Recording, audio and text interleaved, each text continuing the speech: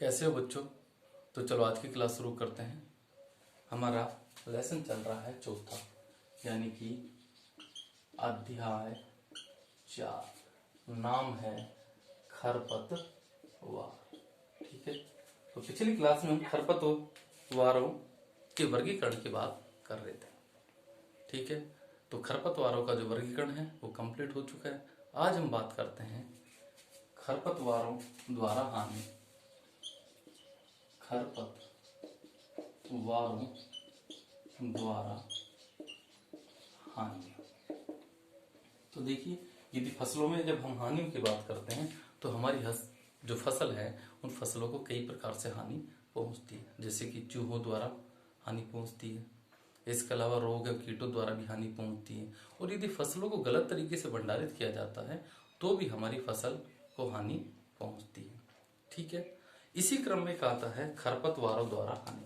और खरपतवारों द्वारा हानि की यदि बात करते हैं तो हमारी फसल को लगभग 30 से 35% तक क्या पहुंचती है, हानि पहुंचती है। ठीक है, चलिए इस प्रकार से कि जो खरपतवार होती है ये भोजन के लिए, पोषक तत्वों के लिए, जल के लिए, सूर्य के प्रकाश के लिए हमारी फसलों से क्या करते हैं, प्रतिस्पर्धा करते हैं। और ऐसे में हमारी फसलों तक सही तरीके से पोषक तत्व और जल नहीं पहुंच पाता है, जिससे कि किसान को इसकी हानि उठानी पड़ती है। तो चलिए एक एक की बात करते हैं कि किस प्रकार से हानि पहुंचती है। तो इसमें सबसे पहला जो आता है वो आता है फसल उत्पादन में कमी। जैसा कि मैंने अभी बताया है कि जो खरपतवार होते हैं वो हमारी फसलों के साथ क्या करते हैं, प्रतिस्पर्धा करते हैं, जल के लिए, पोषक तत्वों के लिए, खनिज लवणों के लिए। तो ऐसे में फसलों तक जो पोषक तत्व है वो अच्छे तरीके से नहीं पहुंच पाते हैं और हमारी फसल उत्पादन में क्या हो जाती है, कमी हो जाती है। इसमें दूसरा आता है फसल उत्पाद की गुणवत्ता में कमी।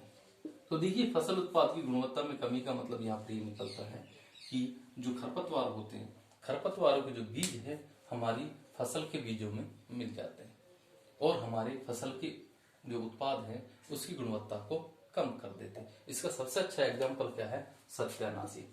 यदि सरसों के बीज में सत्यानाशी के बीज मिल जाते हैं तो जो सरसों का तेल है, तेल से दुर्गंध आने लगती है और साथ में ये जहरीला प्रभाव छोड़ते हैं।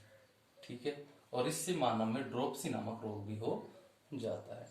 और सत्यानाशी के जो बीज होते हैं हमारी सरसों के बीज से इतना मिलते जुलते होते हैं कि हम इन्हें स्पष्ट रूप से अलग नहीं कर सकते। ठीक है, चलिए इसके बाद जो तीसरा आता है वो है पशुधन उत्पाद की गुणवत्ता में कमी। देखिए, पशुधन उत्पाद की गुणवत्ता में कमी का मतलब यहाँ पर ये निकलता है कि जो पशु चारा होता है, पशु चारे के साथ जो खरपतवार होते हैं वो भी सम्मिलित हो जाते हैं। ठीक है, जैसे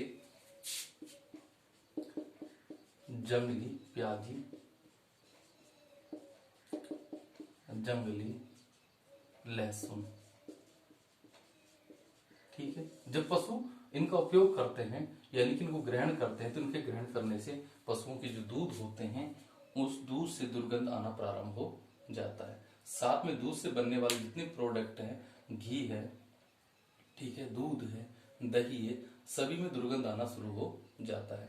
ठीक है, तो इस प्रकार से पशु उत्पाद की जो गुणवत्ता है उसमें भी कमी हो जाती है, अर्थात चारे में कमी हो जाती है, चारे की गुणवत्ता में कमी हो जाती है। इसमें चौथा जो आता है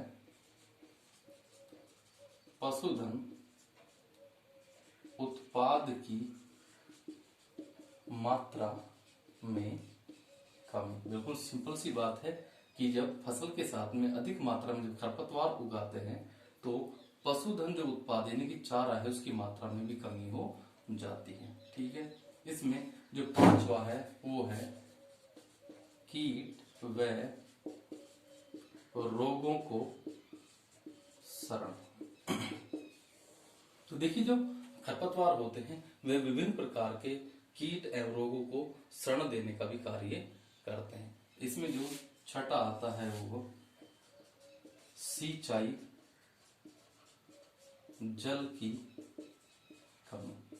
तो देखिए, जो खरपतवार होते हैं ये खरपतवार हमारी नालियों में, खेत की जो नालियां होती है, इन नालियों में अवरोध उत्पन्न करते हैं और नालियों में अवरोध उत्पन्न करने के कारण जो मृदा है वो अधिक से अधिक जल को क्या कर लेती है, अवशोषित कर लेती है। या इसके अलावा मेड़ टूटने के कारण भी जो हमारा जल है वो वेस्ट हो जाता है, खराब हो जाता है, इसलिए जल की कमी हो जाती है। ठीक है, चलिए इससे जो नेक्स्ट आता है वो है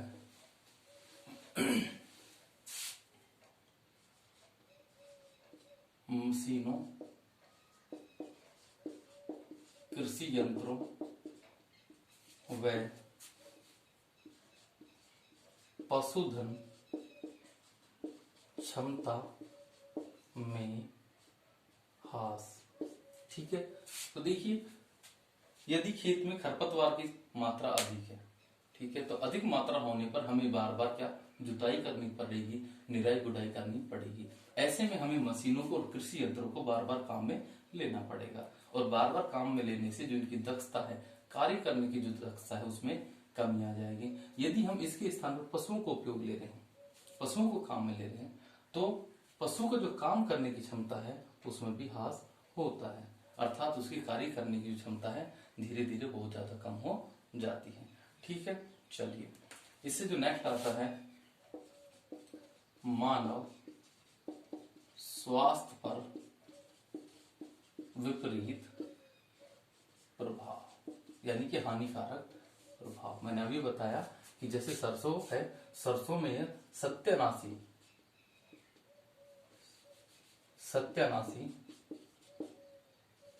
नासी के बीज मिलने पर क्या होता है, मानव स्वास्थ्य पर विपरीत प्रभाव पड़ता है। इसके अलावा जैसे कि गाजर घास है,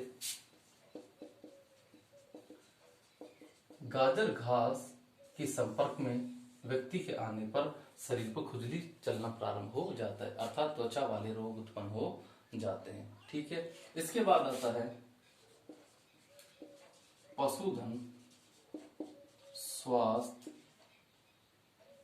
पर हानिकारक प्रभाव। ठीक है, तो देखिए पशुधन स्वास्थ्य पर भी हानिकारक प्रभाव पड़ता है। किस प्रकार से पड़ता है, देखिए क्या होता है कि बहुत से जो खरपतवार होते हैं, यदि पशु उनको चर लेते हैं तो उनके चरने पर, उनको ग्रहण करने पर पशु का स्वास्थ्य खराब हो जाता है। जैसे कि बरू घास जो होती है, बरू घास के यदि कल्ले फूटते समय यदि पशु उनको ग्रहण कर लेता है तो ग्रहण करने पर पशुओं का जो स्वास्थ्य है वो क्या हो जाता है, खराब हो जाता है। ठीक है, इसके अलावा जो नेक्स्ट है वो है किसान को आर्थिक हानि। यहाँ पर किसान को आर्थिक हानि से मतलब निकलता है कि खरपतवारों को नष्ट करने के लिए, उनको नियंत्रित करने के लिए किसान को विभिन्न प्रकार की दवाइयों का, कीटनाशियों का, शाकनाशियों का उपयोग करना पड़ता है। जो शाकनाशियों के उपयोग में क्या किया जाता है कि जो किसान होते हैं वो मार्केट से शाकनाशी खरीदते हैं और खरपतवारों को नष्ट करते हैं, जिसमें उन्हें अधिक लागत लगानी पड़ती है, अधिक पैसे लगाने पड़ते हैं, जिससे किसानों को आर्थिक हानि उठानी पड़ती है। ठीक है, इसके अलावा अन्य हानि।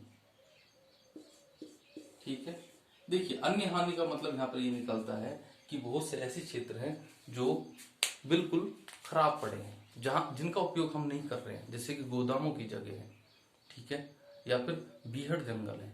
तो ऐसे स्थान पर क्या होता है कि जो खरपतवार होते हैं ये छोटे हानिकारक जो जीव होते हैं, जो विषैले जीव होते हैं, इन विषैले जीवों को क्या करते हैं, शरण देते हैं। ठीक है, और विषैले जीवों को जो शरण देते हैं इसके कारण इनकी संख्या में बढ़ोतरी होती है और ये भी क्या करते हैं, हानिकारक प्रभाव डालते हैं। ठीक है बच्चों, आज की क्लास में इतना ही, बाकी बातें कल करेंगे।